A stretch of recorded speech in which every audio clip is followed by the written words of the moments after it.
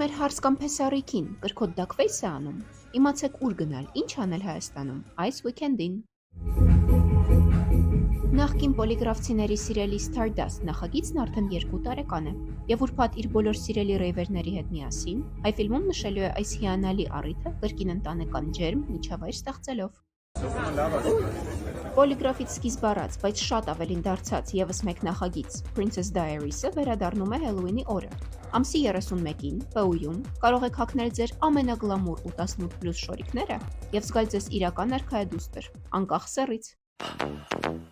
Գեղեցիկ ու համարձակ հագնվելու ևս մեկ առիթ կա այս weekend մայրաքաղաքում։ Երևանի նորաձևության շաբաթը։ 3 օր շարունակ Մերիդիանը կվերածվի ֆեշն կենտրոնի։ Կլինեն ցուցադրություններ ռուս, ուզբեկ, ղազախ, իրանցի, մոլդովացի և իհարկե հայ դիզայներների կողմից։